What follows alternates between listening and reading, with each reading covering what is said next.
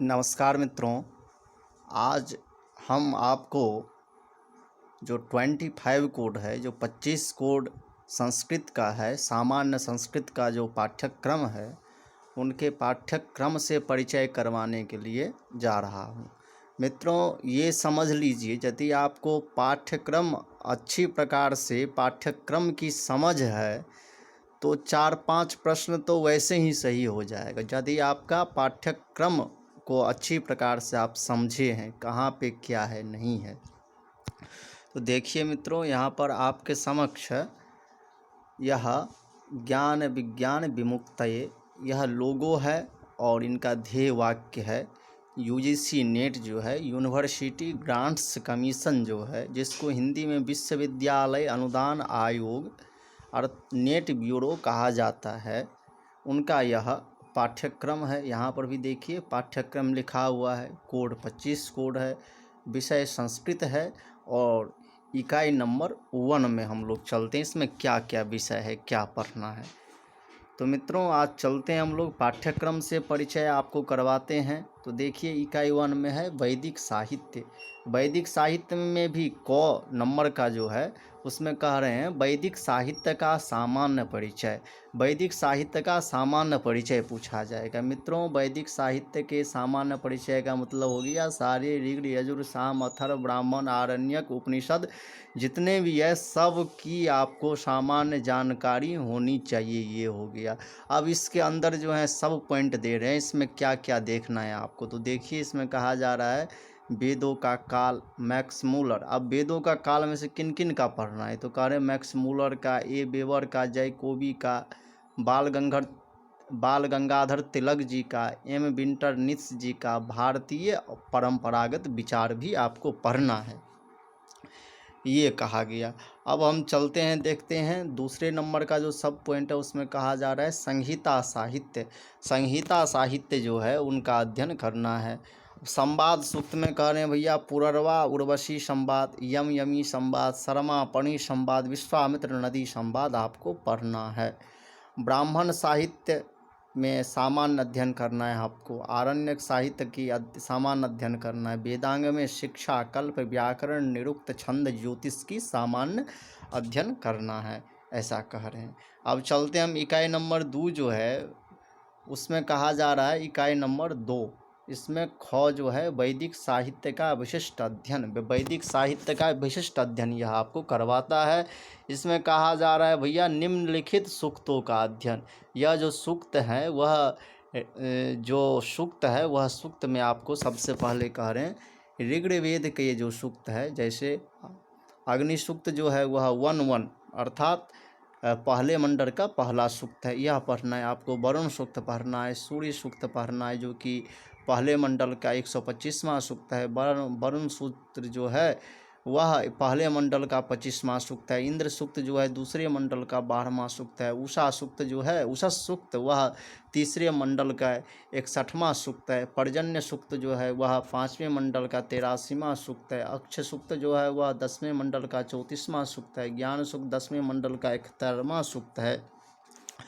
पुरुष सूक्त जो है वह 10वें मंडल का 90वां सूक्त है। हिरण्यगर्भ सूक्त जो है वह 10वें मंडल का 121वां सूक्त है। और बाघ सूक्त जो है वह 10वें मंडल का 125वां सूक्त है। नासदीय सूक्त जो है वह 10वें मंडल का 129वां सूक्त है। यह ऋग्वेद से आपको सूक्तों का अध्ययन करना है, ऐसा कह रहे हैं। अब देखिए मित्रों, शुक्ल यजुर्वेद में कौन कौन से सूक्तों का अध्ययन करना है, तो कह रहे हैं शुक्ल यजुर्वेद से भैया आपको सिर्फ जो है शिव संकल्प सूक्त अध्याय नंबर 34 1 से 6 श्लोक आपको अध्ययन करना है। इसके बाद जो है प्रजापति सूक्त अध्याय 23वां जो है उसके 1 से 5 तक के मंत्रों का अध्ययन करना है। अथर्ववेद में जो है राष्ट्राभिवर्धनम, यह जो सूक्त है वह 1-29 पहले कांड के 29वां सूक्त जो है उसको अध्ययन करना है। काल सूक्त जो है वह 10वें मंडल का 53वां सूक्त जो है वह अध्ययन करना है। पृथ्वी सूक्त जो है वह 12वें मंडल का पहला सूक्त जो है उसका अध्ययन आपको करना है, ऐसा कह रहे हैं। आप ब्राह्मण साहित्य प्रतिपाद्य विषय, ब्राह्मण साहित्य का प्रतिपाद्य विषय क्या है, विधि एवं उसके प्रकार, अर्थात विधि क्या है और उनके प्रकार क्या है, अग्निहोत्र, और आपको ब्राह्मण में जो अग्निहोत्र का प्रतिपादन किया हुआ है उस अग्निहोत्र के बारे में आपको जानकारियाँ लेनी है। और इसके बाद कह रहे हैं भैया अग्निष्टोम को जानना है आपको, 10 पूर्ण मास यज्ञ, पंच महायज्ञ, आख्यान, सुनाशेप आख्यान और वांगमनस आख्यान, ये दोनों ब्राह्मण साहित्य से अध्ययन करना है, ऐसा कह रहे हैं। उपनिषद साहित्य में कह रहे हैं निम्नलिखित उपनिषदों की विषय वस्तु तथा प्रमुख अवधारणाओं का अध्ययन कह रहे हैं। ईश, कठ, केन, बृहदारण्यक, तैत्तरीय, श्वेताश्वतर, इतने उपनिषद का आपको सामान्य अध्ययन करना है। कौन कौन से? तो कह रहे हैं ईश, कठ, केन, बृहदारण्यक, तैत्तरीय, श्वेताश्वतर, ये उपनिषद जो हैं अर्थात 6 उपनिषदों का सामान्य अध्ययन आपको करना है। वैदिक व्याकरण निरुक्त एवं वैदिक व्याख्या पद्धति, चौथे नंबर का जो पॉइंट है उसमें कहा जा रहा है वैदिक व्याकरण निरुक्त एवं, उसके सब पॉइंट दिए जाएंगे, उसमें स्पष्ट हो जाएगा। तो देखिए इसमें कहा जा रहा है ऋक् प्रातिशाख्य निम्नलिखित परिभाषाएं, ऋक् प्रतिशाख्य जो है उनमें से आपको निम्नलिखित परिभाषाएं पढ़ना है। तो कौन कौन से देखिए, समानाक्षर किसे कहते हैं, संध्याक्षर किसे कहते हैं, अघोष किसको कहा जाता है, सोस्म किसको कहा जाता है, स्वर भक्ति किसको कहा जाता है, यम किसको कहा जाता है, रक्त संज्ञक कौन कौन सा होता है, संयोग संज्ञा किन की होती है, पगृह संज्ञा किन की होती है, रिफित संज्ञा किन की होती है, ये सारे जो है चीज़ जो है आपको ऋक् प्रातिशाख्य से पढ़ना है, जो कि ऋग्वेद का है, उससे पढ़ना है आपको। अब कह रहे हैं भैया निरुक्त नाम का जो ग्रंथ है उसमें एक अध्याय और दूसरा अध्याय, पहला अध्याय और दूसरा अध्याय पढ़ना है। उसमें आपको क्या क्या पढ़ना है? तो 4 पद, नाम विचार, आख्यात विचार, उपसर्ग विचार और निपात विचार की कोटियाँ, ये 4 आपको पढ़ना है। निरुक्त के अध्ययन के प्रयोजन, और कोई भी ग्रंथ का प्रयोजन भी होता है, तो निरुक्त अध्ययन का क्या प्रयोजन है ये आपको पढ़ना है। निर्वचन के सिद्धांत, और निर्वचन का सिद्धांत क्या है ये भी आपको पढ़ना है। और फिर कहने भैया निम्नलिखित शब्दों की व्युत्पत्ति भी पढ़नी है आपको, निम्नलिखित शब्दों की व्युत्पत्ति पढ़ने कौन कौन से? तो कह रहे हैं आचार्य, वीर, हृद, गो, समुद्र, वित्र, आदित्य, उषस, मेघ, वाक, उदक, नदी, अश्व, अग्नि, जातवेद, वैश्वानर, निघंटु, इतने शब्दों की आपको व्युत्पत्ति पढ़ना। अब कह रहे हैं भैया निरुक्त जो है वह अध्याय 7वां दैवत कांड जो है वह आपको पढ़ना है। वैदिक स्वर, अब कह रहे हैं भैया वैदिक स्वर उदात्त, अनुदात्त तथा स्वरित, वैदिक स्वर में उदात्त, अनुदात्त तथा स्वरित स्वर, ये तीनों स्वर आपको पढ़ना है। वैदिक व्याख्या पद्धति, प्राचीन एवं अर्वाचीन, यह आपको पढ़ना है।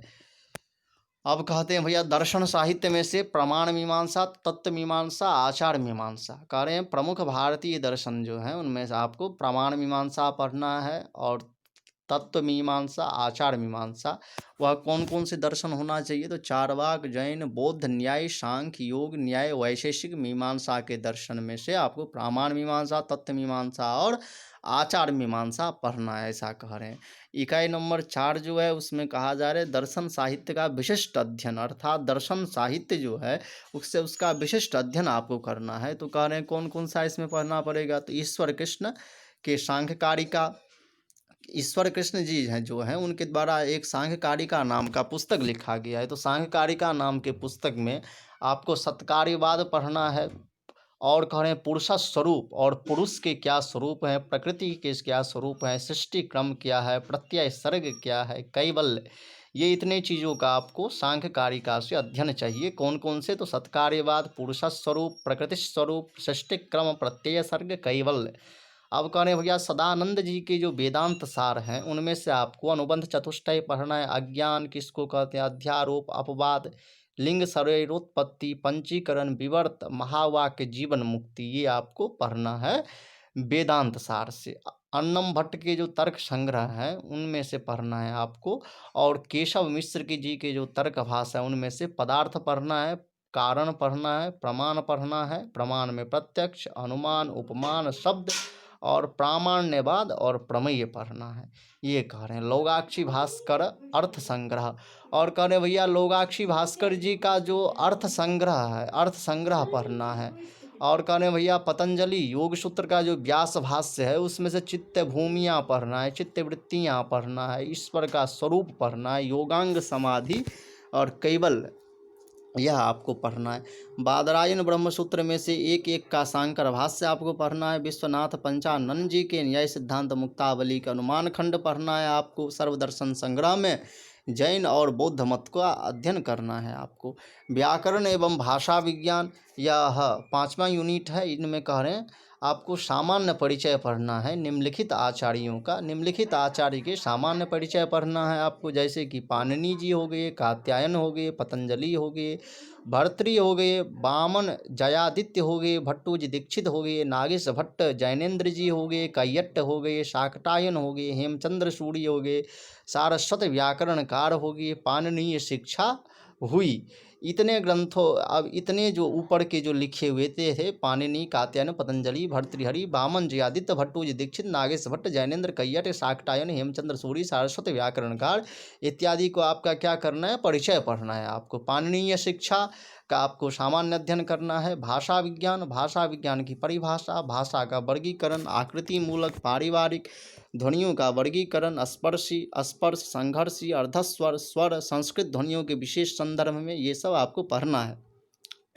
मानवीय ध्वनि यंत्र, ध्वनि परिवर्तन के कारण, ध्वनि नियम, ग्रीम, ग्रासमान और वर्नर, अर्थ परिवर्तन की दिशाएं एवं कारण, वाक्य का लक्षण भेद, भारोपीय परिवार का सामान्य परिचय, वैदिक संस्कृत एवं लौकिक संस्कृत में अंतर, भाषा तथा वाक्य में अंतर, भाषा तथा बोली में अंतर, इतने चीज़ों की आपको अध्ययन करना है। अब मित्रों हम लोग पहुंच गए हैं इकाई नंबर जो 6 है, इकाई नंबर 6 में पहुंच गए हैं। इकाई नंबर 6 में कहा जा रहा है व्याकरण का विशिष्ट अध्ययन करना चाहिए। तो व्याकरण में विशिष्ट अध्ययन क्या है, तो कहते हैं भैया परिभाषाएं, संहिता, संयोग, गुण, वृद्धि, प्रातिपदिक, नदी, घी, उपधा, अपृक्त, गति, पद, विभाषा, सवर्ण, टी, पगृह, सर्वनाम, स्थान, भव, सर्वनाम, निष्ठा इत्यादि जो परिभाषा है उनका अध्ययन आपको करना है। अब संधि में कह रहे हैं अच संधि, हल संधि, विसर्ग संधि जो है वह लघु सिद्धांत कौमुदी के अनुसार आपको पढ़ना है। अजंत सुबंत में जो है कह रहे हैं अजंत, राम शब्द, सर्वनाम शब्द जो है वह तीनों लिंगों में, विश्वपा जो शब्द है वह आपको पढ़ना है। हरि, त्रि तीनों लिंगों में पढ़ना है। इसके बाद सखी, सुधी, गुरु, पितृ, गौ, मति, नदी, धेनु, मातृ, ज्ञान, बारी, मधु, ये शब्द आपको पढ़ना है। अब कह रहे हैं भैया हलंत में जो है ली है, विश्वबाहु, चतुर तीनों लिंग में, इदम तीनों लिंग में, किम तीनों लिंग में, तत् तीनों लिंग में, राजन, मघवन, पथिन, विद्वस, अस्मद, युष्मत, ये शब्द आपको ये अध्ययन करना है। समास में कह रहे हैं अव्ययी भाव, तत्पुरुष, बहुब्रीहि, द्वंद्व, लघु सिद्धांत के अनुसार इतने समासों का अध्ययन करना है लघु सिद्धांत के अनुसार। अब कह रहे हैं भैया तद्धित प्रत्यय में जो है अपत्यार्थक और एवं मत्वर्थीय जो है वह सिद्धांत कौमुदी के अनुसार आपको पढ़ना है। और कह रहे हैं तिगंत में जो है भू, एध, अद, अस, हु, दिव, सुई, तुद, तन, क्री, रुध, क्रिय, चुड़, ये जो धातुएं हैं इन धातुओं के आपको रूप पढ़ने हैं, रूप याद करने हैं, ये कह रहे हैं। प्रत्ययांत में निजंत, सनंत, यगंत, यंग, लुगंत, नाम धातु, इतने प्रत्यय आपको पढ़ना है। कृदंत में तव्य, तव्यत, अनियर, यत, न्यत, क्यप, सत्री, सानच, अक्त्वा, अक्त, अक्तवतु, तुमुन, नमुल, ये जो है कृदंत में जो है इतने प्रत्यय आपको पढ़ना है। स्त्री प्रत्यय लघु सिद्धांत कौमुदी के अनुसार आपको पढ़ना है। कारक प्रकरण सिद्धांत कौमुदी के अनुसार पढ़ना है। कारक प्रकरण सिद्धांत कौमुदी के अनुसार पढ़ना है। परस्मै पद एवं आत्मनेय पद का विधान सिद्धांत कौमुदी के अनुसार ही पढ़ना है। परस्मै पद आत्मनेय पद का विधान किसके अनुसार पढ़ना है, सिद्धांत कौमुदी के अनुसार। महाभाष्य पसपसाहनिक जो है वह, उसमें आपको शब्द की परिभाषा, शब्द एवं अर्थ संबंध, व्याकरण अध्ययन के उद्देश्य, व्याकरण की परिभाषा, साधु शब्द के प्रयोग का परिणाम, व्याकरण पद्धति, ये महाभाष्य से जो प्रथम आहनिक है जिसको पसपसाहनिक कहा जाता है उससे आपको अध्ययन करना है।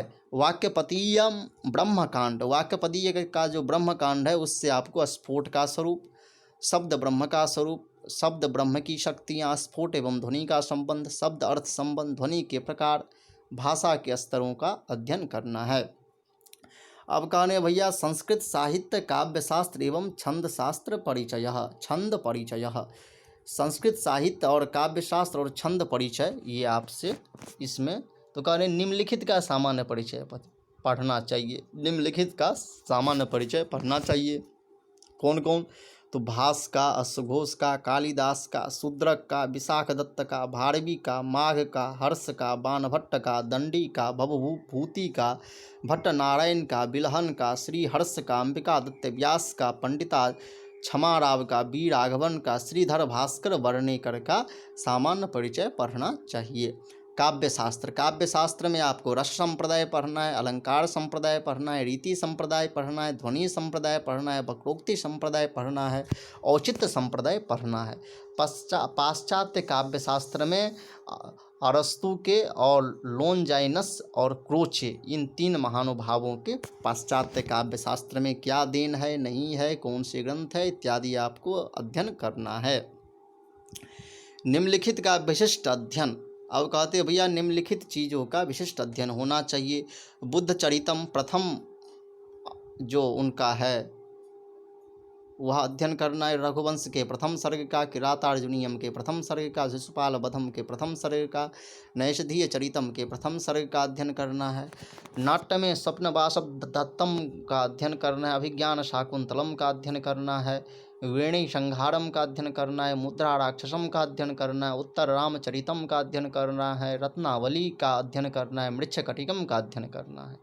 गद्य में जो है 10 कुमार चरितम का अष्टम उच्छ्वास पढ़ना है आपको। हर्ष चरितम में पंचम उच्छ्वास पढ़ना है। कादम्बरी में से सुकनासोपदेश पढ़ना है आपको। चंपू काव्य में नल चंपू प्रथम उच्छ्वास आपको पढ़ना है। साहित्य दर्पण में काव्य परिभाषा, काव्य की अन्य परिभाषाओं का खंडन, शब्द शक्ति, संकेतक ग्रह, अविधा, लक्षणा, व्यंजना, काव्य भेद, चतुर्थ परिच्छेद, श्रव्य काव्य, गद्य, पद्य, मिश्र काव्य के लक्षण पढ़ने हैं।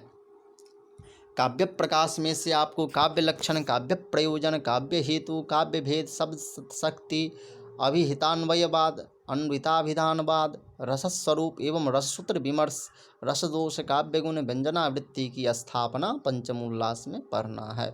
अलंकार में आपको वक्रोक्ति, अनुप्रास, यमक, श्लेष, उपमा, रूपक, उत्प्रेक्षा, समासोक्ति, अपहनुति, निदर्शना, अर्थांतरन्यास, दृष्टांत, विभावना, विशेषोक्ति, स्वभावोक्ति, विरोधाभास, संकर, संसृष्टि इत्यादि अलंकार पढ़ना है। ध्वन्यालोक प्रथम उद्योत आपको पूरा पढ़ना है। वक्रोक्ति जीवितम प्रथम उन्मेष पढ़ना है। भरतनाट्य शास्त्रम द्वितीय एवं षष्ठ अध्याय पढ़ना है। दस रूपकम प्रथम तथा तृतीय प्रकाश पढ़ना है। छंद परिचय में आपको आर्या छंद, अनुष्टुप छंद, इंद्र वज्रा छंद, रूपेंद्र वज्रा छंद, वसंत तिलका, उपजाति, वंशस्थ, दुत विलंबित, शालिनी, मालिनी, शिखरिणी, मंदाक्रांता, हरिणी, शार्दूल विक्रीडित और श्रगधरा छंद की अध्ययन करना है। अब इकाई नंबर 9 में चलते हैं हम। तो इकाई नंबर 9 में पुराण इतिहास, धर्मशास्त्र एवं अभिलेख शास्त्र आता है। इनमें कहा जा रहा है निम्नलिखित का सामान्य परिचय, इनका सामान्य परिचय पढ़ना है। तो इनमें कहा जा रहा है रामायण में उनका विषय वस्तु, रामायण का काल, रामायण कालीन समाज, परवर्ती ग्रंथों के लिए प्रेरणा स्रोत, साहित्यिक महत्व, रामायण में आख्यान। महाभारत में जो है विषय वस्तु काल, महाभारत काल, महाभारत में से कह रहे हैं विषय वस्तु पढ़ना है आपको उनका काल, महाभारत कालीन समाज, परवर्ती ग्रंथों के प्रेरणा स्रोत, साहित्यिक महत्व, महाभारत में आख्यान, ये आपको पढ़ना है। पुराण में से पुराण की परिभाषा, महापुराण, उपपुराण, पौराणिक सृष्टि, विज्ञान, पौराणिक आख्यान, प्रमुख स्मृतियों का सामान्य परिचय, अर्थशास्त्र का सामान्य परिचय, लिपि, ब्राह्मी लिपि का इतिहास एवं उत्पत्ति के सिद्धांत, अभिलेख का सामान्य परिचय। अब हम लोग चलते हैं इकाई नंबर 10। इकाई नंबर 10 में कह रहे हैं भैया इसमें जो है निम्नलिखित ग्रंथों का विशिष्ट अध्ययन होना चाहिए। कौटिल्य अर्थशास्त्रम प्रथम विनयाधिकार यावत पढ़ना चाहिए। मनुस्मृति में से प्रथम, द्वितीय तथा सप्तम अध्याय आपको पढ़ना है। याज्ञवल्क्य स्मृति में व्यवहाराध्याय पढ़ना है आपको पूरा। लिपि के लिए कह रहे हैं भैया गुप्तकालीन तथा अशोककालीन ब्राह्मी लिपि आपको पढ़ना है। अशोक के अभिलेख, प्रमुख शिलालेख, प्रमुख स्तंभलेख पढ़ने आपको। मौर्योत्तरकालीन अभिलेख में कनिष्क के शासन वर्ष 3 का सारनाथ बौद्ध प्रतिमा लेख, रुद्रदामन का गिरनार शिलालेख, खारवेल का हाथी गुम्ब अभिलेख, ये आपको पढ़ना है। गुप्तकालीन एवं गुप्तोत्तरकालीन अभिलेख में समुद्रगुप्त का इलाहाबाद स्तंभलेख, यशोधर्मन का मंदसौर शिलालेख, हर्ष का बांसखेड़ा ताम्रपट अभिलेख, पुलकेशिन द्वितीय का ऐहोल शिलालेख। मित्रों ये जो लास्ट की यूनिट है अर्थात ख नंबर का जो 10वें यूनिट का है, इसमें से मित्रों सेम टू सेम यदि आपको यह कोर्स याद है तो सेम टू सेम प्रश्न पूछ लेते हैं। गुप्त एवं गुप्तोत्तरकालीन अभिलेख में कौन कौन से ऐसे ऐसे बहुत, जैसे कि यशोधर्मन का कौन सा शिलालेख है, या फिर पूछेगा मंदसौर का शिलालेख किन का है तो यशोधर्मन का। ऐसे सामान्य सामान्य प्रश्न पूछते हैं, तो आप लोग ध्यान दीजिएगा। नमः संस्कृताय, नमो नमः। इसी प्रकार के वीडियो देखने के लिए हमारे यूट्यूब चैनल को सब्सक्राइब करिए, लाइक करिए और शेयर करिए। धन्यवाद।